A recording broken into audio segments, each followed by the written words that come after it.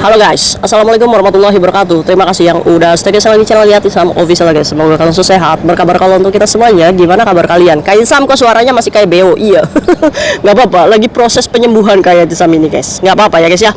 Tetap semangat. Kayak Sam semangat, kalian juga harus semangat ya. Panas-panas kayak gini, kira-kira kalian di ruangan pakai AC nggak? Tenang kayak Sam. Saya itu pakai AC karena jaga baby. Aduh, masya Allah ya guys ya. Aduh kak, boro-boro pakai AC kak. Ini keringat udah kayak apa namanya penjual sayur. Nggak apa-apa, keringat kalian adalah berkah ya guys ya. Jadi hitung-hitung aja kalian itu lagi banyakin amal tuh. Teman-teman kita yang di rumah sakit semoga Allah sehatkan ya guys ya.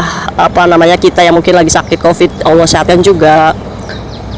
Terus teman-teman kita yang masih kesulitan Allah mudahkan, dan teman-teman kita yang mungkin saat ini ngedrop, anak-anak baru ya guys ya, yang mungkin lagi pengen notice, jangan ya guys ya, ayo bertahan dong, kalian pasti bisa. Tetap semangat dan yakin bahwa udah nyampe Hong Kong itu tanggung gaya guys.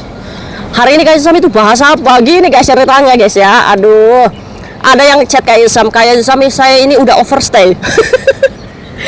Tapi apapun keputusan kalian untuk overstay, kayak Sam itu nggak bisa menyalahkan ya guys ya atas pilihan hidup, walaupun jalan yang kalian tempuh adalah salah. Itu adalah hak pribadi kalian. Yang terpenting kayak Sam ini di sini hanya mewarning masalah baik buruknya menjadi anak kosongan di luar ya guys ya. Terus ngomong, Kaisam saya ini punya uang, pengen cari kerja dengan status overstay. Ada yang nawarin saya kak untuk bikin ID palsu sebesar 3.000 dolar Hong Kong. Waduh, itu gimana sih kak? ID palsu itu aman nggak kak? Tapi kata mereka itu aman. Ya iya, orang yang ngatain kamu itu anak overstay juga kok. Yang menggunakan ID palsu juga ya pastilah ngomong aman, ya kan? Ya tapi kalau misalkan sudah dicek polisi ya nggak aman ya guys ya. Nah kalian harus tahu nih, kalau misalkan kalian sampai tertangkap dengan menggunakan ID Hong Kong palsu atau ID fake ya guys ya, atau disebut kita fake gitu ya guys ya, penjaranya berapa bulan sih? Yuk Kaisam bahas. Semoga ini bisa kalian ambil pelajarannya ya guys ya. Baik guys, dari tanggal 3 sampai 6 ini imigrasi melakukan razia besar-besaran. Nah, imigrasi bergabung dengan polisi Hong Kong dengan membentuk satu tim, Shadow dan Twilight ya guys ya. Ini merazia tertangkapnya 17 pekerja ilegal dengan menggerebek 96 lokasi, di antaranya garasi mobil, karena banyak anak overstay atau ilegal ini part time mencuci mobil orang-orang Hong Kong ya guys ya, karena tenaga kita ini lebih murah, tapi buat kita mahal bayaran mereka juga. Jadi menggerebek garasi, kios sayur, bangunan-bangunan yang lagi renov ya guys ya, itu sasaran empuk nih para imigrasi itu merazia kalian. Dari 17 itu, duanya ini adalah majikan ya yang mempekerjakan ilegal. Nah yang 15 ya ini adalah pekerja ilegal, di antaranya 2 laki-laki dan 1 perempuan ini pemegang paper guys. Nah yang tidak diizinkan untuk bekerja apapun ya guys ya. Selebihnya itu adalah anak overstay. Yang mencengangkan, dari 15 pekerja ilegal ini 1 tertangkap karena menggunakan ID Hong Kong palsu. Nih, kalian ingat ya, polisi aja tahu tuh ID kalian palsu. Yang dinamakan ID palsu itu apa sih kak? ID palsu itu guys nggak ada bedanya KTP Hong Kong. KTP Hong Kong, cuma bedanya itu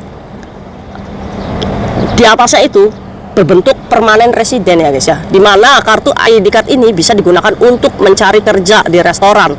Nah biasanya orang-orang pada bikin ID Hong Kong palsu ini biasanya yang suka ke klub ya guys ya.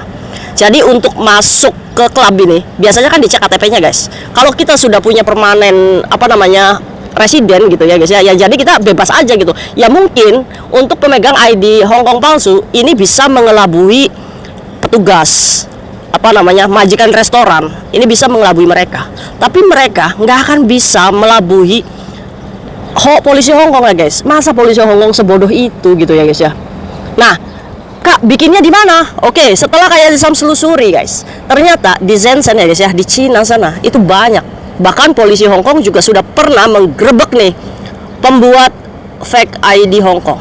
Nah mereka menjual kepada kita itu 1.000 dolar Hong Kong. Jadi kalau tadi tuh yang chat kayak Sam dimintai 3.000, berarti untungnya itu untuk calo. Siapa calo kita? Ya mereka yang menjanjikan pekerjaan overstay ya guys ya. Gila, untungnya gede banget ya guys ya, 2000 udah kita ini. Ya kan orang namanya juga cuci piring itu gajinya gede. Iya ya. Nah, maksudnya tuh kok pusing-pusingin diri gitu ya guys ya. Kenapa hidup tuh memilih jalan yang pusing gitu ya.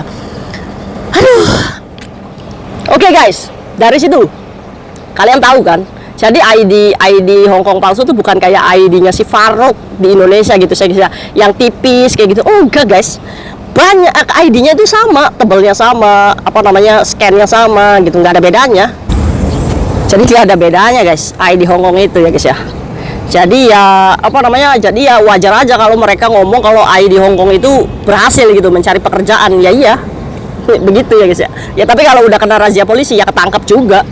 Nah, berapa kak penjaranya untuk pemegang ID Hongkong palsu? Oke, Kak Isam bagi satu kisah lagi nih ya, dimana ada nih yang memalsukan ID Hongkong dikarenakan apa namanya, wanita orang Hongkong ya guys ya. Dia membuat ID Hongkong itu untuk mengelabuhi pacarnya guys. Nah, memalsukan apa namanya, usianya itu lebih muda dikarenakan dia punya pacar berondong guys. Jadi dia ini sengaja beli KTP palsu ya di Shenzhen, dia ngakunya seharga $950. Ini memang mukanya itu ya agak dimudain gitu ya guys ya. Umurnya itu sebenarnya 33, itu diganti 24 tahun karena pacarnya itu berondong guys, orang Hongkong juga.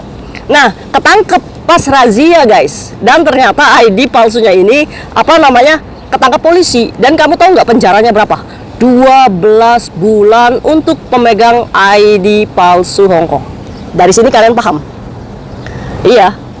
Jadi kalau misalkan tadi tuh pekerja ilegal ya ketangkap karena bekerja secara ilegal, itu harus apa namanya, sidang ya guys ya, dimana pelanggaran untuk overstay-nya dia harus diadili. Bekerja sebagai status overstay-nya juga dia diadili. Pemegang ID card palsunya juga dia harus diadili. Jadi pasal berlapis ya guys ya. Kalau pemegang ID palsunya aja 12 bulan. Terus apa namanya, denda overstay, apa namanya, penjara overstay-nya kan dia harus tahu dulu nih, dia overstay-nya berapa lama di luar. Anggaplah 2 tahun ya guys ya maksimal. Terus bekerja di luar juga secara ilegal juga 2 tahun ya maksimal, dan denda $50.000 Hongkong. Jadi kalian hitung sendiri aja berapa kalian harus mendekam di penjara. Nauzubillah min dzalik ya guys ya. Kalau kita bisa bekerja di Hongkong dengan baik-baik saja, kenapa kalian harus memilih jalan yang berliku seperti itu?